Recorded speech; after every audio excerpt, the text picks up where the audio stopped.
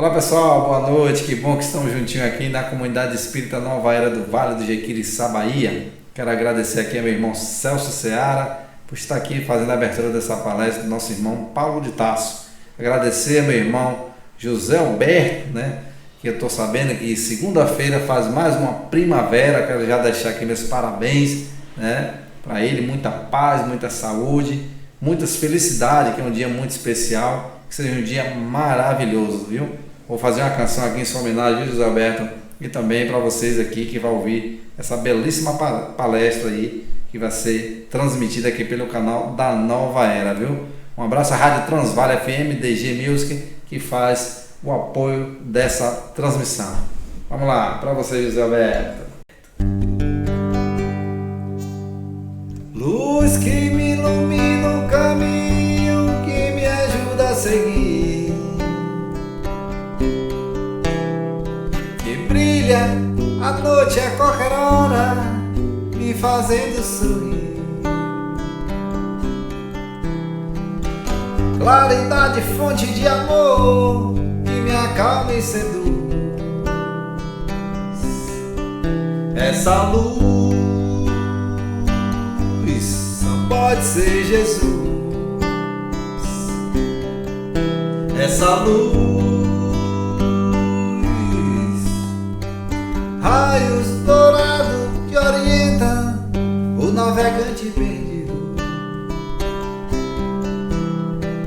Força dos humildes, dos aflitos, mas dos arrependidos.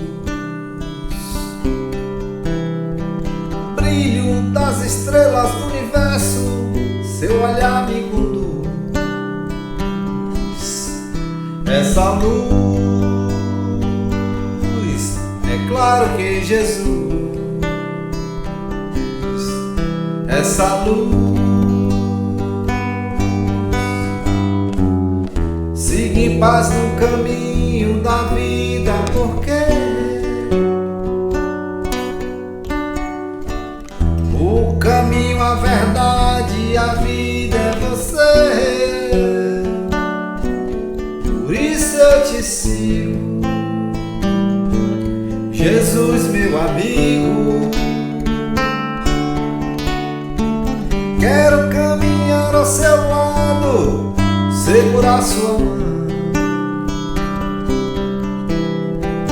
mão que me abençoa, me perdoa e afaga o meu coração.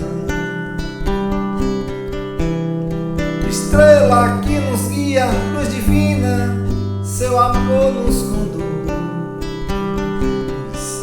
Essa luz, vocês aí, é claro que é Jesus.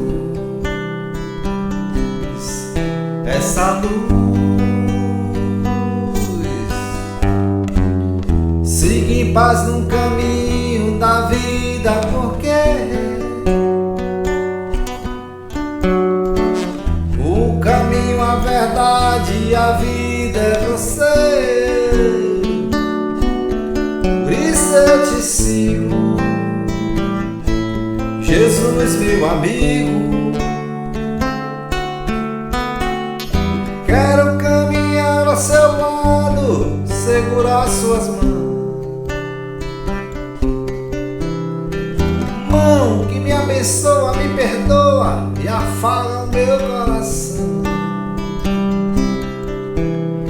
Estrela que nos guia, luz divina, seu amor nos conduz. Vamos assim, bem baixinho. Essa luz, é claro que Jesus. Essa luz, só pode ser Jesus. Essa luz, é claro que é Jesus. Essa luz. Um abraço a todos vocês. Valeu!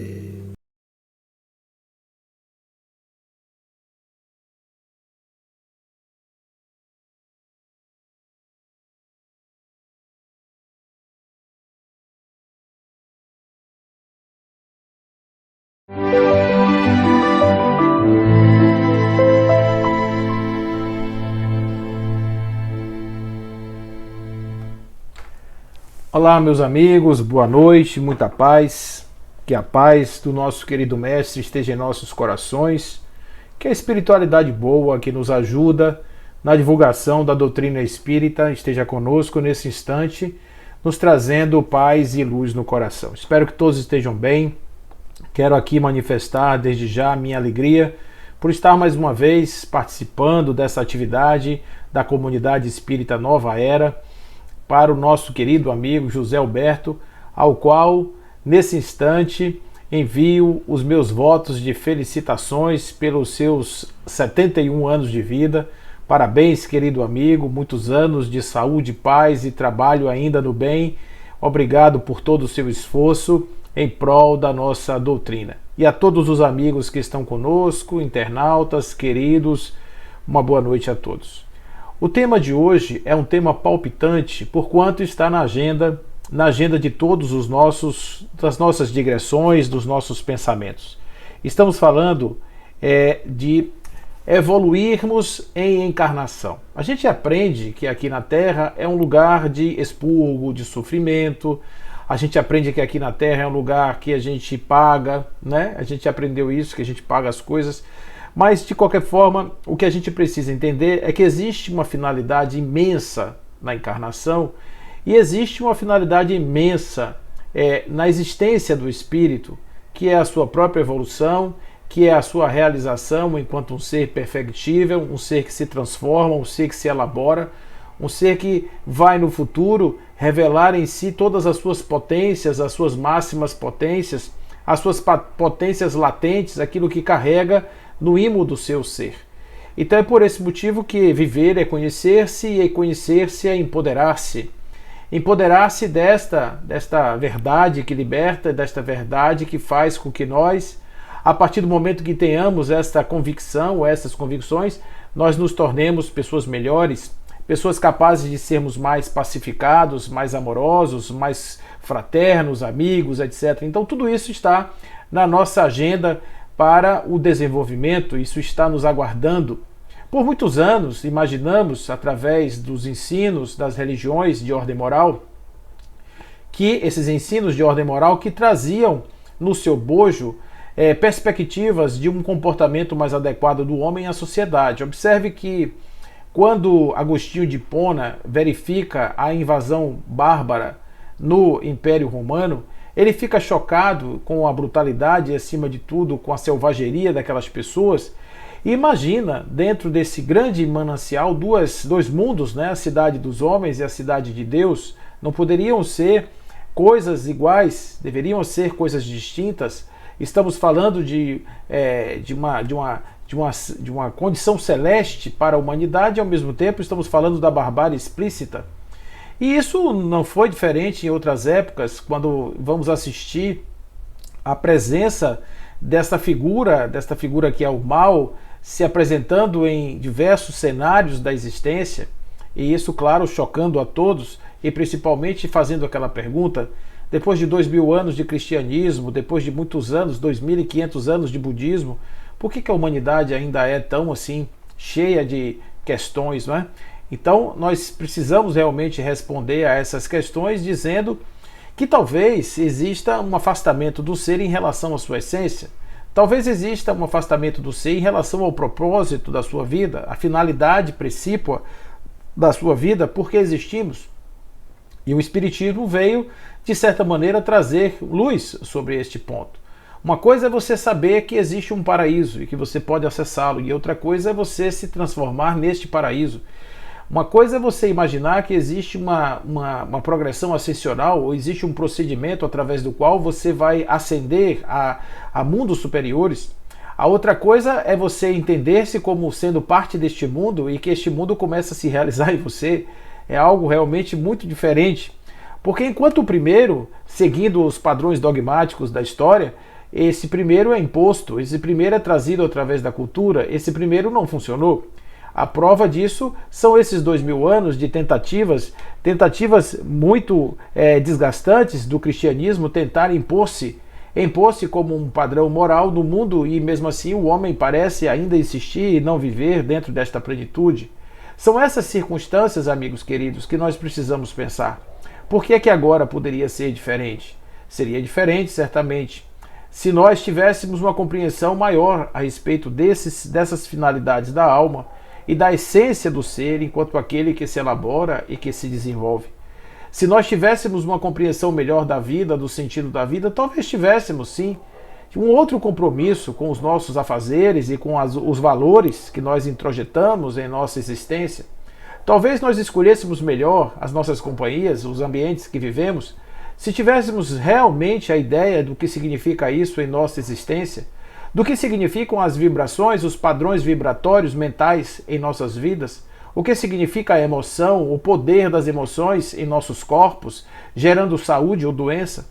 O que tudo isso significa é algo que está aí sendo colocado agora, está sendo deslindado através do ensino dos Espíritos, e cabe a nós agora, compreendendo isso, fazermos uma análise sobre as nossas vidas e compreender, a partir desta análise, se nós estamos de fato vivendo em consonância com aquilo que deveríamos fazer, ou se estamos vivendo de forma dissonante ou afastada, como vivemos até então.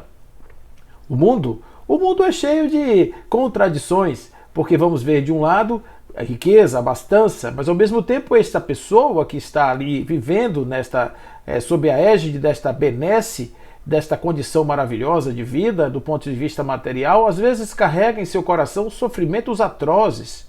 Às vezes carrega um vazio existencial que faz com que todos os sabores desses acepipes que são colocados à sua frente sejam simplesmente anulados.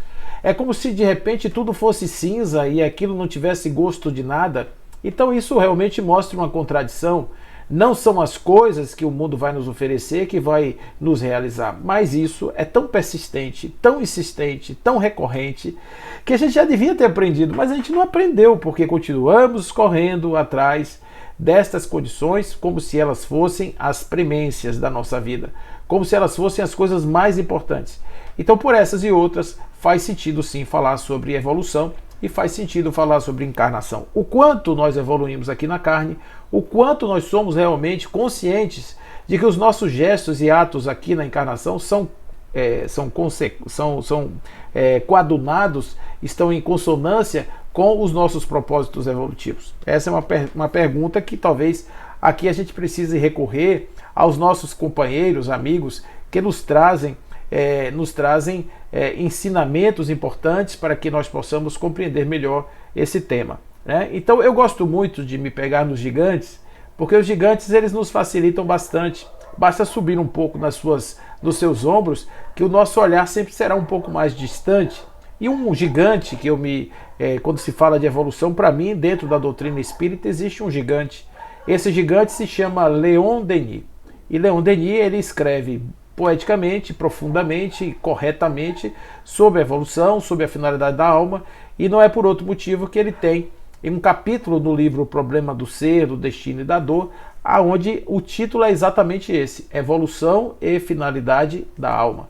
E ele começa esse capítulo dizendo que a alma vem de Deus, e é em nós o princípio da inteligência e da vida. Isso já começa a abrir para a gente uma perspectiva muito interessante, porque a gente começa a entender que a alma não veio de uma reação química, a alma não veio de uma transformação de um tércios, né, de um produto, de um elemento que de repente transformou-se em alma.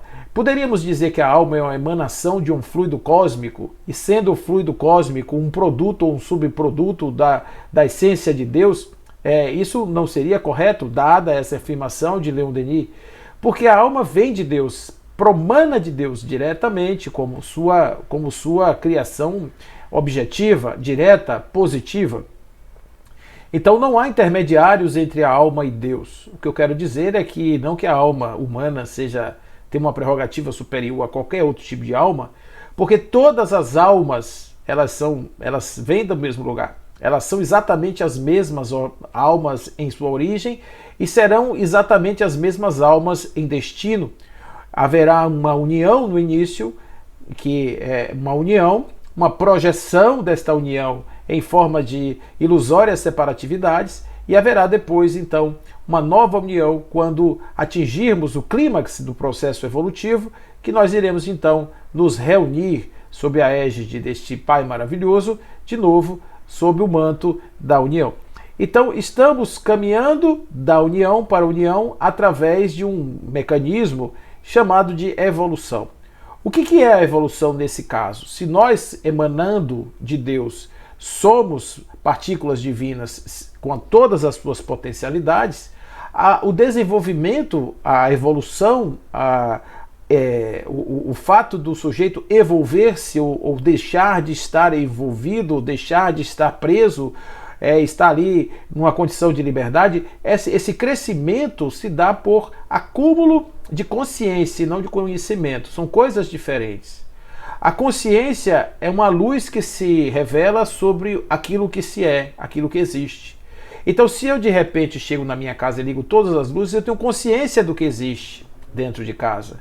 Se eu apago as luzes, eu não tenho ciência ou consciência daquilo que está ali. Pode ser que alguém tenha mudado a disposição dos móveis durante o dia, eu não saberei porque a luz está apagada. Então é diferente de colocar um móvel novo, que seria conhecimento, e colocar algo novo no ambiente, que seria aquisição. Não é aquisição, é apenas iluminar aquilo que temos, aquilo que é. Isso é consciência. Então, expansão de consciência ou revelação de consciência significa aumentarmos a luz da consciência que possuímos, da capacidade que temos de assistir ao processo do desdobrar-se do espírito para poder, contemplando esta viagem, sermos cientes de todos os passos que esse indivíduo percorre, porque somos nós, os viajores, esses próprios viajores, que adquirimos a capacidade de nos observarmos assim, trabalhando, desenvolvendo, caindo, levantando, aprendendo, ensinando, realizando coisas boas, outras nem tanto, mas somos nós, esses viajores. O maior mérito, a maior benesse que Deus pode nos conceder é exatamente essa. Ao invés de crescermos, evoluirmos no sentido de adquirirmos capacidades num processo de ignorância, de dogmatismo ou de automatismo positivo, digamos assim, como é o caso dos animais, determinado, né? Um automatismo determinado, determinante, como é o caso dos animais, nós fazemos o nosso crescimento através de um discernimento de consciência e opção, que nós podemos escolher isso ou aquilo, o mais ou menos, o bom ou ruim, nós podemos escolher, temos o livre-arbítrio e também temos a capacidade de assistir o desdobrar das escolhas que fazemos, se são positivas ou se não são positivas. Então, nós estamos evoluindo na medida em que abrimos a nossa consciência sobre a essência do ser que é divino, que promana de Deus, essência misteriosa, continua nosso querido amigo, escapa análise, não dá para a gente saber, como tudo que dimana do absoluto. Agora vem uma das coisas mais belas e poderosas que ele poderia dizer a respeito de nós outros. Porque a gente aprendeu que o ser humano é pequeno, o ser humano é cúmplice de um grande crime.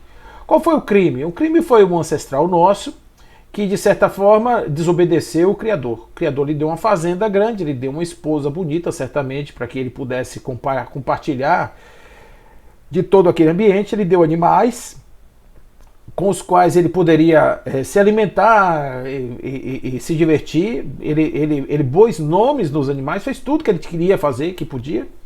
E esse jardineiro, então, ele resolveu desobedecer o Criador quando ele foi numa árvore lá e provou de um fruto que lhe dava conhecimento, saber e razão. Exatamente o que nós estamos falando aqui. O processo da expulsão do paraíso é sair de um manto de ignorância que acontece com o espírito para adquirir consciência. Porque é maravilhoso ter consciência, é maravilhoso assistir sua própria jornada, é maravilhoso assistir seu próprio processo evolutivo, Mas também é doloroso você ver que suas escolhas não foram bem sucedidas e você sente a dor na alma por essas escolhas que você fez. Então, existe aí sim uma saída do paraíso. O determinismo compulsório dos comportamentos faz com que o indivíduo não sofra, porque ele está ali condicionado a uma situação que ele não faz juízo de valor. Mas quando nós estamos na condição de conscientes, de olhamos alguma coisa e interpretamos aquilo sob o olhar de um julgamento e até mesmo uma experiência de dor ou de prazer, nós podemos valorar a situação de uma outra forma. E é isso que nós fazemos quando adquirimos consciência. Então esse nosso ancestral por provar desta fruta e por sair do paraíso, ele pagou um preço alto e a humanidade tornou-se culpada por conta desse amigo. Fizeram depois um conúbio, né, digamos assim, desse ato dele com a questão pecaminosa do sexo, com a questão da maldade, etc. Mas isso é criação humana, isso são projeções humanas, isso são coisas de pessoas, de seres que eventualmente precisam desses objetos para poder domar as suas más inclinações ou até mesmo suas questões mal resolvidas em termos de psique e tal. Então, a gente aprendeu isso, que a gente é pequenino, pecador, que a gente precisa estar aqui para ralar, que Deus castiga, etc. A gente aprendeu um monte de coisa. Mas olha só o que Leon Denis fala sobre essa alma que dimana de Deus. Essa alma que vem, que não dá para ser compreendida, porque o espírito é algo que, assim como Deus, é indefectível, não dá para compreender. E aí quando você começa a fazer um processo de evolução, ele vai dizer assim, foi criada por amor. Criada por amor porque toda a essência de Deus é amor. Agora você pergunta assim, mas é aquele amor chameguento? Não, não é. O amor de Deus não é esse amor, né? Esse amor que a gente tem como o cuidar, né? Não é exatamente assim, porque existe amor em Deus, às vezes até no sofrimento, na expiação.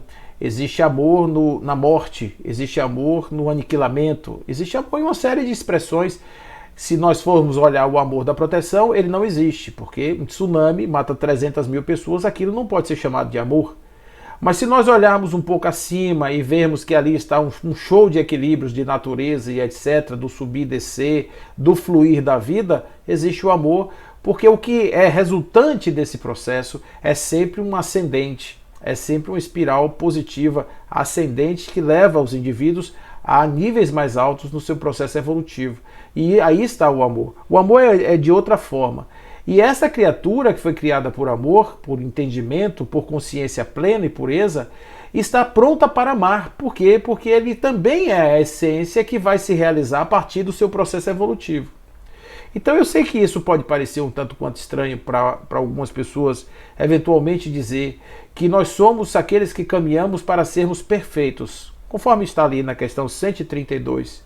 E na questão 133 saímos da condição de simplicidade e ignorância, exatamente o que está aqui, né? Então o perfeito é aquele que adquire a sua plena capacidade de ser, que adquire a capacidade de atualizar todas as suas potências. Então isso é um ser perfeito. É um ser que é tudo aquilo que ele pode ser, né? Então, se ele já realizou todas as suas capacidades, todas as suas faculdades, mesmo as adormecidas, as latentes, as potenciais, ele está na condição de perfeição. E nós caminhamos para isso, para atualizar do espírito tudo aquilo que é o espírito em ação, transformando o espírito em um objeto perfeito, em um ser perfeito na sua própria expressão. Então, criada para amar. Aí ele diz assim, tão mesquinha que pode ser encerrada numa forma acanhada e frágil. É o corpo, né? Então a alma pode ficar dentro do corpo. E o corpo é acanhado e frágil. O corpo ele perece, o corpo tem automatismos ainda ancestrais que levam o indivíduo a perder a cabeça. O corpo ele é cheio de 9 horas, como a gente gosta de dizer aqui na Bahia, né? Então o corpo realmente é bem complicado. E a alma encerrada num corpo, ela às vezes se submete a toda essa sorte de injunções físicas do material. Então, na escala espírita, a gente compreende muito bem isso. Quando saímos da condição de terceira ordem, 10ª classe, somos totalmente submetidos à matéria. Naquele lugar, nós estamos totalmente inseridos na matéria, absolutamente. A partir do momento em que a gente começa a agradar, a partir do momento que a gente começa a evoluir, a partir do momento que a gente começa a desenvolver, a gente vai se desligando da condição de dependente da matéria e vamos nos tornando cada vez mais livres até a condição de sermos puro espírito, não estarmos mais na condição de matéria, de ser material e etc. Então, por isso, nós temos essa condição de estarmos amesquinhados, fragilizados nestas formas materiais. E ao mesmo tempo, ele diz assim, nós somos tão grandes que com o impulso do seu pensamento podemos abranger o infinito. E ele diz: a alma é uma partícula da essência divina projetada no mundo material. A alma é uma partícula da essência divina projetada no mundo material. Percebe, gente, isso aí? Isso a gente vai ver também na Gênesis, capítulo 2, item 24. Quando Allan Kardec diz que não existe um ser, menor que seja, que não esteja totalmente imerso no fluido divino. Não existe nenhum ser, pelo mais mínimo que seja, que não esteja imerso no fluido divino. Então você vê que realmente essa situação em que ele está colocando aí nos diz que nós somos partículas divinas, somos expressões do Criador e, como tais, trazemos em nós, em germe, os potenciais dessas projeções, que são imensos e são incomensuráveis. A gente não consegue medir isso e por isso talvez a gente tenha ainda uma dimensão pálida, uma dimensão sutil do que nos aguarda nos desdobramentos futuros. Então isso daí vai fazer com que ele diga assim que a alma no seu estado virtual contenha todos os germes dos seus desenvolvimentos futuros. Presta atenção que ele diz exatamente o que nós acabamos de dizer há poucos instantes, que a alma tem em seu estado virtual, em germe, os germes dos seus desenvolvimentos futuros. Então, em potência, a alma já carrega o anjo. Aquilo que é o ignorante, o simples, o material, o denso, o complexo, já carrega em potência o anjo. Uma vez eu fui falar isso para uma pessoa, ela ficou horrorizada. Ela disse: como assim? Uma pessoa muito ruim quer dizer que ela vai virar um anjo? É exatamente isso. Porque nós também já fomos, talvez em outras encarnações, fomos pessoas muito ruins, E estamos aprendendo, estamos evoluindo, desenvolvendo as nossas faculdades para nos transformarmos nessas condições. E o amor aparece de novo, conforme Lázaro vai dizer, duas palavras do alfabeto divino. A primeira é amor e a segunda é reencarnação. Então o amor aparece como oportunidade evolutiva. E é claro, que nós não podemos imaginar que um sujeito vai dar esse salto da ignorância à luz apenas em uma única vida. É preciso entender que a vida é curta e longe está a perfeição. Então nós não temos como desenvolver numa única vida, nós não teríamos como desenvolver as nossas condições evolutivas, nossas condições maiores. E para isso nós precisamos viver. Qual que é o cenário da encarnação do ponto de vista evolutivo?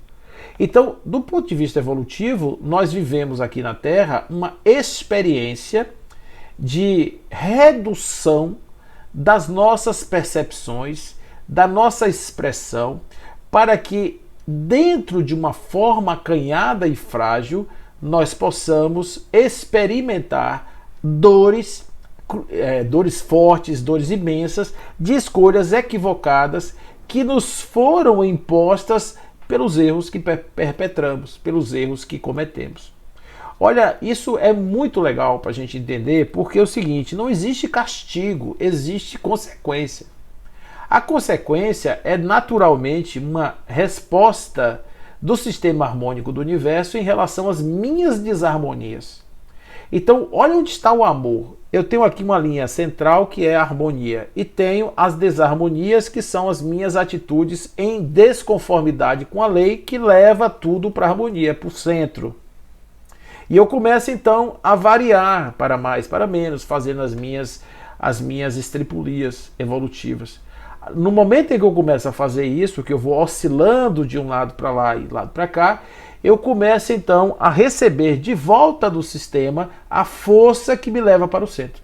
O nome disso é dor, às vezes, expiação. A palavra expiação ela é uma palavra que tem um sentido muito poderoso, porque ex é para fora e pios é de pureza. Então botar para fora a pureza é o processo de expurgo da ignorância, é tirar a ganga de cima do diamante, a lama que impede o diamante de se revelar, de se desenvolver. Percebe? Então essas coisas que nós estamos aí comentando, elas fazem parte da experiência da encarnação. Uma coisa importante que a gente tem que compreender no processo da encarnação: imagine que você está no plano espiritual desejando aqui na Terra. Lá no Evangelho segundo o Espiritismo, quando se refere à relação entre pais e filhos, os nossos amigos falam a respeito de um desejo que o espírito tem quando ele quer encarnar, ao ver aqueles na Terra que não foram ou com os quais ele não teve uma boa relação. Então, nesse momento, ele deseja, pede a Deus que ele seja usufrutuário daquele corpo que está em gestação, que está em formação. A gente sabe que exatamente não é esse o processo, porque em outra parte nós vamos ver que a encarnação começa no momento da concepção e o corpo só se forma depois da concepção, portanto a encarnação é anterior à formação do corpo. Mas a escolha de um corpo não precisa da formatação material, basta que ele exista em gênese, em germe, na consciência dos pais ou até mesmo em uma história que está fora da nossa condição temporal de concepção, de percepção.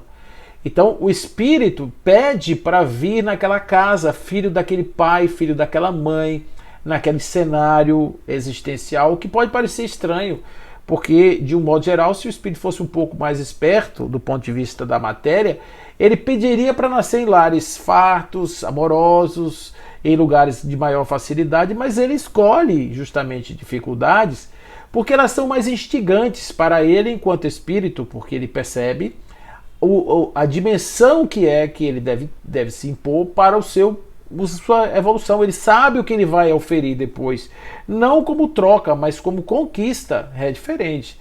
Ele sabe que ele está cansado de chafurdar naquela lama, ele quer agora dar um passo acima, ele quer ir além, e por conta disso ele deseja uma encarnação na Terra. E ao chegar aqui na Terra, nós vamos conviver com espíritos de graus diferentes. Vamos conviver com espíritos melhores, espíritos piores que a gente. E em planos espirituais, essa convivência não é possível. Por quê? Não é possível porque nós não temos nenhuma possibilidade de conviver em planos de consciência com espíritos em graus de vibração muito diferenciados do nosso. Não há como fazer isso. Mas aqui na Terra há sim. Aqui na Terra nós podemos estar ombreados, abraçar, falar, conversar, ter a oportunidade de uma vida inteira de estarmos com espíritos em graus diferentes, e por esse motivo temos que aproveitar estes encontros para podermos melhorar aquilo que precisamos melhorar, aprumar aquilo que precisa ser aprumado, ajustar aquilo que precisa ser ajustado, e a partir daí, quando voltarmos da nossa experiência carnal, termos ganhos efetivos em termos de visualização, de percepção, de ganhos nessa escala que nós chamamos de evolução, que é justamente a possibilidade de vivermos em graus mais altos e, consequentemente, termos uma condição melhor. Então, a partir daí, a gente vê que é responsabilidade nossa, sim, fazermos o processo de crescimento. Como diz o nosso querido Leon Denis, o seu adiantamento é obra sua. Nenhuma fatalidade o oprime, salva dos próprios atos, cujas consequências em nós recaem. Então isso é uma coisa que realmente a gente não pode deixar de lembrar, porque nós estamos vivendo, estamos crescendo, estamos evoluindo, e por conta disso a gente tem os nossos graus diferenciados, os nossos estágios de crescimento e evolução. Então, a partir daí, a gente começa a pensar o que a gente deve fazer na carne, o que a gente deve fazer na existência para que possamos aproveitar o máximo a existência na Terra como uma escolinha do espírito, né? Bom, primeiro, aproveitar os encontros. Eu acho que esse é o melhor e a mais fundamental de todas as experiências evolutivas, é sim aproveitarmos os encontros. Com quais espíritos estou encontrando agora? Quais são eles? Quem são esses amigos? Os filhos, os companheiros, as companheiras, pais, etc. Amigos do trabalho, experiências sociais. Quem são essas pessoas? Como essas pessoas chegam? Observe que tem pessoas que entram da maneira mais inusitada, entram em nossas vidas e terminam tendo significados imensos. Outros, porém, são aqueles que chegam pelas vias formais e terminam se transformando em detalhes insignificantes na nossa jornada. Por que esses amigos caíram no ostracismo da companhia? Por que outros foram hipervalorizados? Tudo, absolutamente tudo, é passível de um estudo, é passível de um processo de observação. Estarmos cientes e conscientes da vida constitui, antes de mais nada, estarmos presentes na nossa experiência de viver. Então, prestar atenção no convívio, prestar atenção nas relações é algo muito importante, porque saiba, aqueles com os quais temos os melhores e mais profundos vínculos afetivos e necessidades de evolução estão perto de nós, né? Estão no nosso círculo íntimo. E a partir daí a gente vai ampliando esses círculos, chegando em círculos maiores, e é esse o nosso grau de percepção. Às vezes o que a gente faz? A gente abandona os problemáticos e vai viver com os simpáticos. Isso é a lei do menor esforço. Não existe evolução nisso, existe fuga, né? Então o que a gente precisa fazer é estar mais perto desses núcleos centrais, mais atento a esses núcleos centrais e um tanto quanto menos focados nos círculos mais distantes, porque esses não necessariamente representam para nós desafios evolutivos. Então, nós não podemos esquecer absolutamente disso. Primeira coisa para aproveitamento de uma boa encarnação é valorizarmos os encontros e sabermos potencializar as experiências de crescimento nessas relações com os nossos companheiros. Segunda dica, para que possamos aproveitar aqui na Terra: saiba que tudo, absolutamente tudo que nós vivemos é uma ilusão das nossas percepções sensoriais e das nossas impressões cognitivas. Observe que, embora o mundo concreto seja muito objetivo e tangível, a forma como nós enxergamos o mundo muda em função do modelo mental, muda em função dos valores, muda em função da perspectiva, da ótica, através das quais nós podemos analisar o mundo e as suas coisas. Então, se nós temos um mundo que nos parece um tanto quanto acinzentado, sem cor, sem vida, vamos tentar colorir esse mundo de alguma forma. Talvez esteja faltando a pitada da sensibilidade para perceber detalhes, para perceber a finalidade e a grandeza que as coisas trazem em si mesmas, que mostram a superioridade das suas virtudes e, portanto, a capacidade de despertar em nós o sentimento de reconhecimento das forças latentes que existem em tudo. Então, por exemplo, vamos observar o mar. Então, as pessoas às vezes passam na frente do mar e nem ligam. Um rio, uma cachoeira, uma flor que se abre. Olha aí, você passa, às vezes a florzinha está se acabando lá para te mostrar uma beleza e a gente está entretido, envolvido lá no dia a dia, a gente não presta atenção. Ao passo que o olhar contemplativo, ele vai nos permitir não somente contemplar a beleza, mas tentar enxergar o que está por trás daquela planta, as forças titânicas que existem ali para produzir aquele belo, aquele formoso, aquele aroma. Quantas coisas estão ali por trás. Então reconhecer nisso é uma forma de nos apegarmos a Deus, porque vamos chegar, sim, claro, sempre a Ele como inteligência suprema e causa primeira de todas as coisas. Vamos chegar sempre a Deus. Então o olhar contemplativo dá-nos isso. Mas mais do que isso, o olhar também no sentido da ressignificação. Quando estamos sendo oprimidos, afetados, estamos sendo agredidos, nós podemos tentar inverter um pouco essa lógica para chegar naquele que agride. O que agride é preferível estar na condição do agredido do que naquele que agride, na posição do que agride. E aquele que agride é digno de compaixão. Nós temos que ter compaixão por aqueles que estão na condição dos agressores. E a compaixão não implica em submissão nem subserviência, implica apenas no olhar compassivo. O olhar de quem cuida, o olhar de quem está atento, o olhar de quem se predispõe, o olhar de quem está na condição de poder ajudar.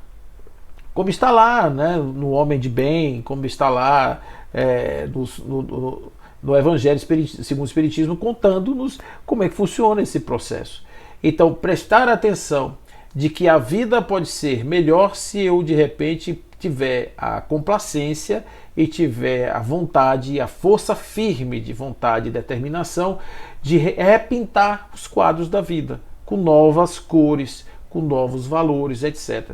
Então a cultura engessa, a mundividência faz com que nós tenhamos um olhar tacanho e reduzido a respeito das coisas, e às vezes a forma que a gente vê não é legal, a gente está olhando para uma coisa, uma perspectiva que não é boa, e a recomendação é mudarmos a ótica, mudarmos a perspectiva e sairmos deste lugar para um novo lugar. Então, uma relação, por exemplo, pode ser totalmente alterada se você mudar a perspectiva do outro. Não é? O mundo pode deixar de ser esse mundo horroroso se você mudar a perspectiva. O bem e o mal, eles podem ser ressignificados se você começar a atribuir novos valores para o estabelecimento daquilo que é o bem e o mal. Então, existem muitas coisas que podem ser adaptadas na realidade existencial do ser e que fazem com que a vida seja completamente diferente, embora seja exatamente a mesma. Ou seja, o sujeito não precisa sair de casa, não precisa brigar com ninguém, não precisa sair da relação, não precisa fazer nada. Ele só precisa mudar. Do ponto de vista da visão, do ponto de vista aquilo que é a sua percepção, ele simplesmente se coloca na condição daquele que revê e repagina a sua história. Então, no fim, viver essa experiência ressignificando, prestando atenção nas coisas, não é? Fazendo esses exercícios, que são exercícios plurais de desenvolvimento do espírito, certamente que a gente começa a ver a importância de uma encarnação, a importância de estarmos envolvidos na carne, de estarmos vivendo essa experiência radiante, essa experiência maravilhosa, que é sermos seres espirituais vivendo experiências humanas. Então diz Leon Denis que nós somos a carne com todas as suas fraquezas e o espírito com suas riquezas latentes, suas esperanças radiosas e seus surtos grandiosos, e o que está em nós, em todos os seres se encontra. Por isso temos que começar a ter um olhar maior, um olhar mais amplo a respeito dessa plural condição do espírito em se manifestar em tudo da natureza, em todas as coisas. Então a gente tem aí um compromisso, né? Um compromisso que é o compromisso de, primeiro, achar em nós as potências da alma, achar em nós as faculdades necessárias ao nosso erguimento e fazermos com que essas faculdades apareçam. Esse é o nosso compromisso. A isso se chama evoluir. A isso se chama crescer, a isso se chama sair da ignorância e ir em direção à luz. Então a gente vai ver aqui que Leon Denis, ele diz assim no seu capítulo final, né, dessa obra, ele diz assim, o seu parágrafo final deste capítulo, ele diz: Deus conhece todas as almas que formou com seu pensamento e seu amor. E aqui a gente tem que lembrar que toda vez que quando uma pessoa como Leon Denis fala que Deus conhece, Deus sabe, etc., não é um ser, né? Não é um ser. A sapiência divina, ela é plural, porque ele é onisciente e, portanto, em tudo e todas as coisas ele sabe. Então, as almas que foram elaboradas a partir da sua expansão, ele tem conhecimento, claro, porque é de si mesmo que saem essas almas, sob o grande partido que delas há de tirar mais tarde para a realização das suas vistas. A princípio deixa-as percorrer vagarosamente as vias sinuosas, a vida, subir os sombrios desfiladeiros das vidas terrestres, acumular pouco a pouco em si tesouros de paciência, de virtude, de saber, que se adquirem na escola do sofrimento. Mais tarde, enternecidas pelas chuvas e pelas rajadas de adversidade, amadurecidas de raio de sol, pelo raio do sol divino, saem da sombra dos tempos, da obscuridade das vidas inumeráveis, e eis que suas faculdades desabrocham em feixes deslumbrantes. Olha que lindo! E sua inteligência revela-se em obras que são como que o reflexo do gênio divino. Então, a partir do momento em que a gente consegue entender que no começo nós vamos caminhando devagarzinho, errando, isso claro, mas vai chegar uma hora que não, que nós somos chamados para as missões mais sofisticadas, aos saltos mais evoluídos, e assim, de pouco em pouco, vamos nos tornando melhores cada dia, melhores hoje, mais do que ontem, menos que amanhã, amanhã mais do que hoje, menos do que mais para frente um pouco, e assim, compreendendo que nós estamos aqui para crescer, evoluir e desenvolver, vamos fazer a nossa parte e vamos, eventualmente, daqui a mais 100 anos ou 200, fazer uma análise do processo da Terra e dizer, olha só como valeu a pena acreditar em nós mesmos, olha como valeu a pena autoconhecermos e compreendermos a verdadeira essência da encarnação e assim a consequente e a consequência máxima, que é a evolução. Então estejamos nesta paz, pensando no nosso processo do amanhã. Mais uma vez, um abraço a todos, fiquem em paz, em nome de Deus, que assim seja.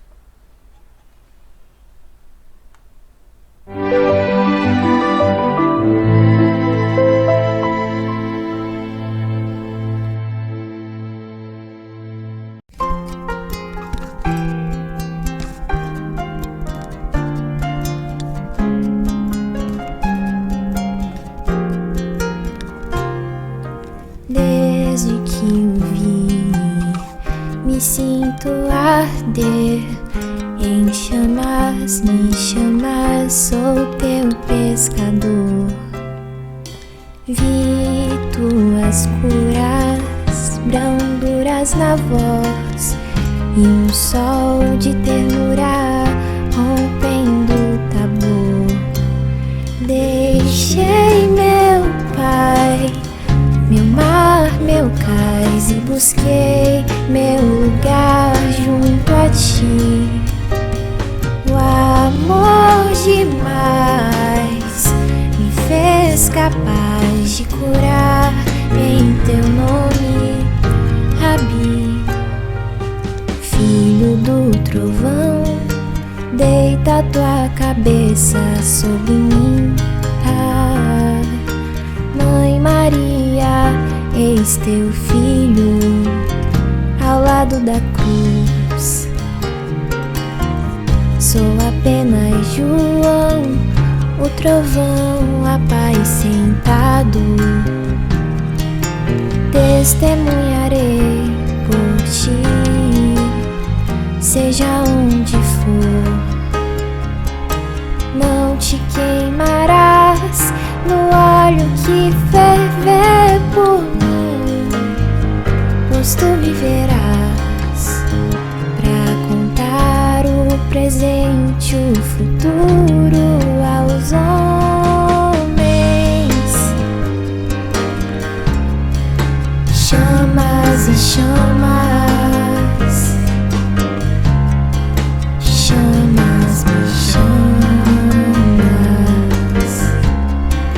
chamas e chamas, chamas me chamas. Mas nem toda a terra poderá conter todos os livros que se puder escrever das coisas que ele fez.